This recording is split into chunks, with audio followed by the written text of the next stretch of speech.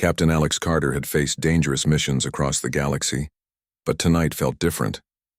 He stared out of the observation window of the orbital research station at the streaking meteors dancing in the distance. The station, normally quiet and precise, was rattling slightly as the meteor storm drew closer. It was supposed to be routine: monitor anomalies, maintain the equipment, ensure the station stayed operational. But the universe, as always, had other plans.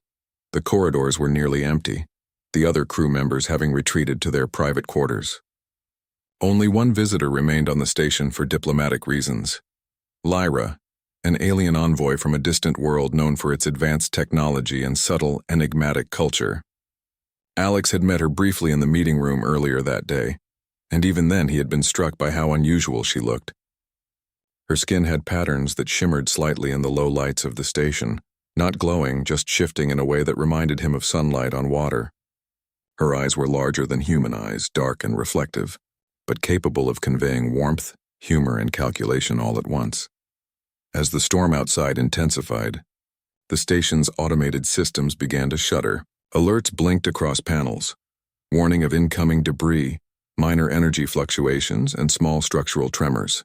Alex checked the monitors, confirming that all sections were stable, but the sleeping quarters were soon going to be the only safe place to ride out the worst of it. He sighed, feeling the tension in his shoulders. He had expected complications, but not this early. When he reached the sleeping area, he was met with a strange sight. Lyra was already there. She had unpacked her small luggage, but instead of setting up in one of the empty rooms, she had approached the single bed in the center of the room.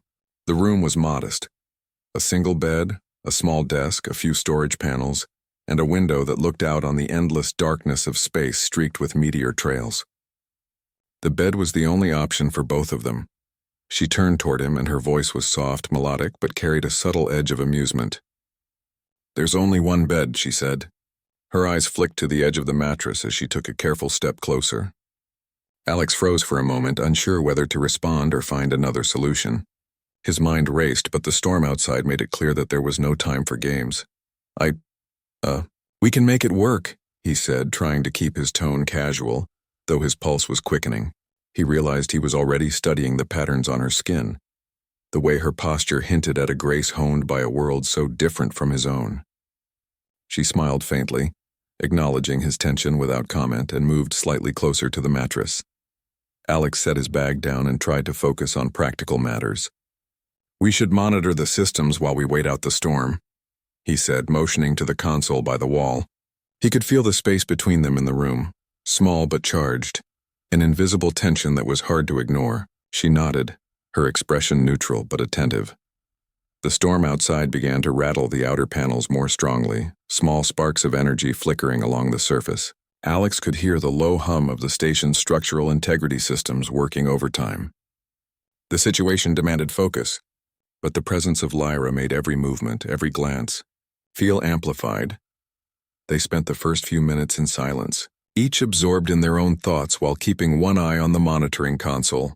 Alex noted the efficiency with which she adjusted to the human interface, moving the holographic displays with delicate motions, her fingers precise, confident. She glanced at him once and raised an eyebrow, a faint teasing in her gaze. "I didn't expect the storm to get this bad," she said softly, breaking the silence. "Your species seems adaptable, calm even when systems are under stress." Alex chuckled quietly. "We survive by figuring things out fast, or sometimes by improvising."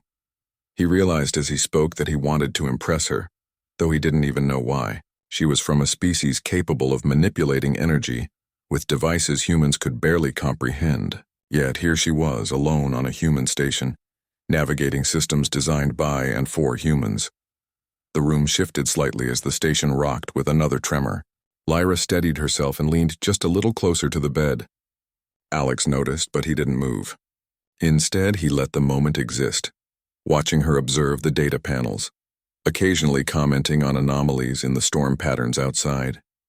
Her voice was calm, controlled, yet underneath it there was a warmth that seemed almost human. For a while, words weren't necessary. They shared the quiet, punctuated only by the distant rattles and vibrations from the meteor storm. Alex found himself imagining what it would be like to see the surface of her home planet. The skies, the architecture, the colors and patterns that were natural to her species. He realized how much he had taken for granted his own world, simple and straightforward as it was compared to the complexities of interstellar life. Minutes passed. The storm intensified. Outside the observation window, larger meteors streaked across the void, some striking far off, some closer than comfortable. The station's shields absorbed most of the impact, but the tremors were a constant reminder that their safety was temporary and fragile. Lyra finally spoke again. Your species has a certain ingenuity. I have observed many, but humans are different. You think on the fly in ways that are unusual even for advanced beings. Her gaze met his briefly. It is impressive, Alex smiled. Thanks, I think sometimes it just comes from stubbornness. He felt the tension between them shift slightly, the formality giving way to something warmer, more human. He realized that the storm, the isolation and the confined space had created a scenario neither of them could have predicted. Another tremor rattled the room, and the lights flickered briefly. Alex reached for the emergency flashlight panel on the wall, and Lyra stepped closer almost instinctively. Neither spoke, both understanding the silent acknowledgement of danger and the need for cooperation. As the storm raged on outside, Alex finally allowed himself to notice something about Lyra beyond her alien features. Her posture, her careful movements, and the faint curve of a smile hinted at curiosity and intelligence beyond the obvious. She was evaluating him as much as he was evaluating her, yet without judgment, without pretense. Hours seemed to pass in silence, punctuated by small exchanges about the meteor storm, the station systems, and the anomalies they were tracking. Alex felt an unusual connection forming, a respect for her intelligence and grace paired with a quiet fascination that went beyond professional courtesy. Finally, exhaustion set in. The storm had passed its peak, but the tremors continued intermittently. Alex looked toward the bed, Lyra still positioned at the edge, her hands folded in front of her. I guess we should try to sleep, he said cautiously. She nodded and without words moved slightly closer, making room for him. There was a delicate balance in the gesture, neither forward nor overt, just enough to acknowledge the shared situation. Alex felt a strange sense of comfort, an unexpected warmth in the moment. As he lay down, keeping a careful distance, he noticed her eyes scanning the room one last time, then resting on him briefly. There was no malice, no pretense, just observation, curiosity, and perhaps a hint of camaraderie born in the quiet of a storm. Sleep did not come immediately. Alex found himself thinking not of the danger outside, but of the presence beside him, a being from a world so different yet somehow sharing this small, fragile moment. It reminded him that humanity's greatest strength was not technology or weapons, but adaptability, courage, and the ability to connect even with those entirely unlike us. And in that silent room, under the dim emergency lights with meteors streaking past the observation window, Alex Carter realized that this mission, which began as routine, had already changed him. It was more than survival now. It was trust, understanding, and a recognition that sometimes the universe had a way of bringing unlikely beings together. And in that moment, the storm outside seemed almost like a small reminder of the vast possibilities waiting beyond the stars. The night stretched on, and while sleep finally claimed him, Alex felt the unspoken promise that this strange alliance, this unexpected companionship, might just be the beginning of something far larger than either of them could imagine. The night had passed with only minor tremors from the lingering meteor storm, but when Captain Alex Carter woke, he realized the station's systems were showing unusual energy spikes. The outer shields had absorbed most of the meteor debris, yet something was still affecting the station's energy grid. Lyra was already awake, standing by the console, her posture calm and deliberate as she examined the readings. Good morning, Alex said, trying to keep his voice casual despite the tension he felt in the pit of his stomach. Lyra turned to him, her large dark eyes reflecting curiosity more than alarm. Good morning, Captain. The storm has left residual energy surges. I believe they are from the surrounding debris field, but there is an anomaly I cannot identify. Alex joined her at the console. The readings were strange, fluctuations in energy that didn't match the known behavior of meteors. Could it be a system fault, he asked. Maybe the shields are creating interference. Lyra shook her head. No, the pattern is not natural. I have encountered similar energy signatures in my travels, but never in a location like this. It may be intelligent in origin. The words caught Alex's attention. Intelligent energy? That meant they were no longer dealing with a simple natural phenomenon, but something or someone potentially capable of understanding and responding to their actions. As they spoke, the station shuddered again and alarms quietly hummed. The energy anomaly was shifting, approaching the station faster than either of them anticipated. Alex realized they needed to act quickly. We should combine human and alien tech to reinforce the shields, he suggested, trying to remain calm. Lyra nodded, and together they began coordinating adjustments. Their collaboration was seamless. Alex relied on human intuition and improvisation, rerouting power from auxiliary systems and manually recalibrating control panels. Lyra provided precise calculations and energy redirection techniques from her world, her hands moving swiftly over the alien interface that mirrored some of the station's controls. The room hummed with a quiet intensity, their focus entirely on the task. For Alex, it was exhilarating. He had worked with advanced technology before, but never in such a direct, collaborative way with an alien of this skill. He noticed how Lyra's eyes would briefly flick toward him, not in distraction, but as if checking the alignment of their teamwork, a silent acknowledgement that they were learning to trust each other. Minutes felt like hours. The anomaly's energy pulses grew closer, shaking the station with minor tremors. Alex's quick thinking allowed them to stabilize the outer shields just enough to withstand the first impact.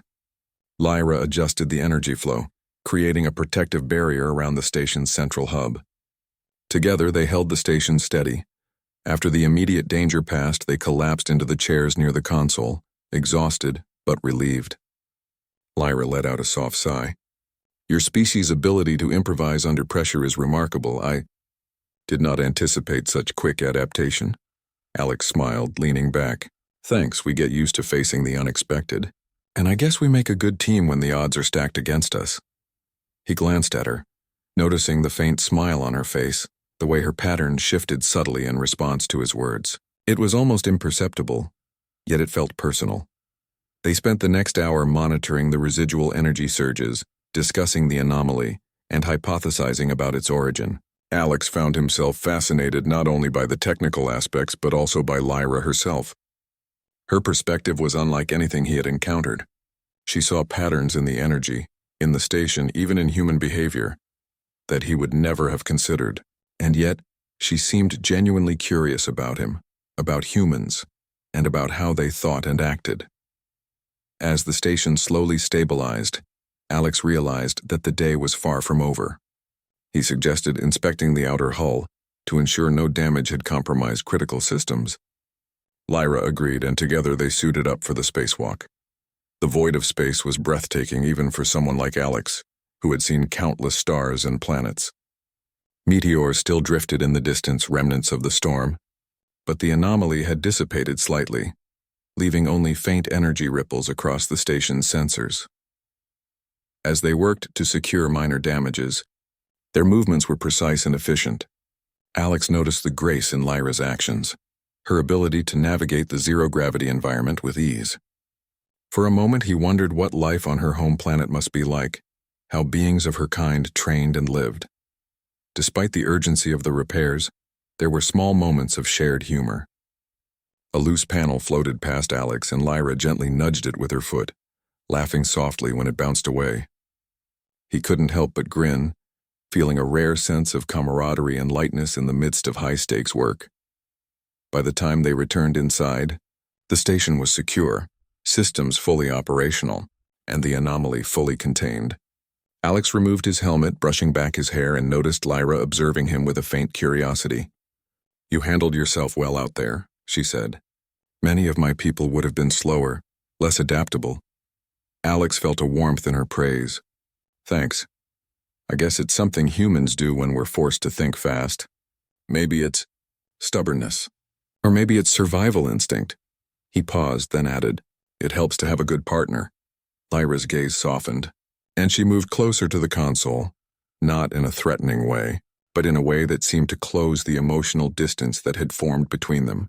The room was quiet except for the hum of the station's systems. For a few minutes they simply stood there side by side, observing the quiet aftermath of the storm.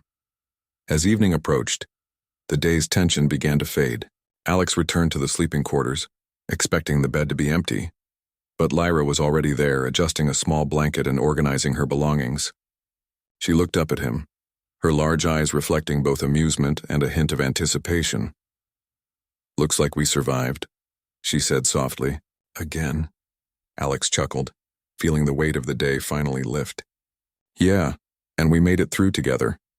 He set his bag down carefully, noticing again the subtle patterns shifting on her skin as she smiled.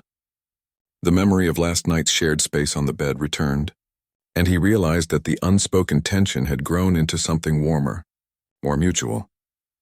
The meteor storm had forced them into close proximity, but now it seemed almost natural. Alex lay down, careful to leave space, but Lyra didn't hesitate. She moved closer, her movement deliberate and comfortable, not teasing this time, but gentle.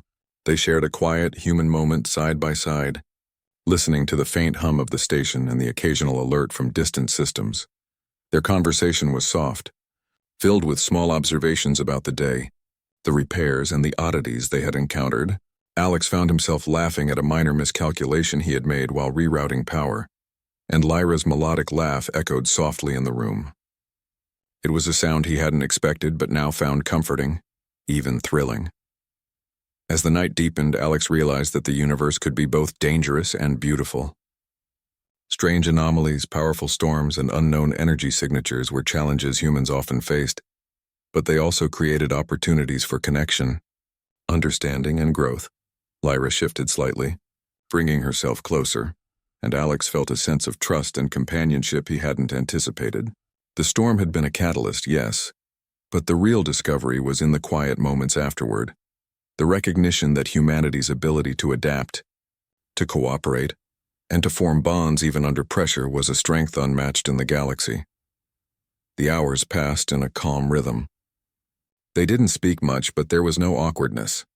Each small gesture, each glance was enough to convey understanding. Alex thought about how many times humans had been underestimated by other species, how often intelligence, courage, and empathy had been dismissed in favor of technology or brute strength. Yet here, in a distant station, surrounded by cosmic storms and alien anomalies, he realized that humans were extraordinary precisely because they could navigate the unexpected with heart and intuition combined. Eventually, exhaustion overtook both of them, and Alex felt sleep creeping in. He closed his eyes, aware of Lyra beside him, not as a stranger, not as a diplomat from an alien world, but as someone who had shared danger, work, and now quiet companionship. In that small space, on that isolated station, a human and an alien had found a connection that transcended species, experience, and expectation. And as the stars continued to streak past the observation window, the soft hum of the station surrounding them, Alex Carter understood something vital. Humanity's greatest gift was not technology or armor, not weapons or ships, but the ability to connect, adapt, and survive together, even in the most improbable circumstances. In the quiet of the night, side by side, the captain and the envoy slept, ready for whatever the universe would throw at them next, knowing that together, they could face it all.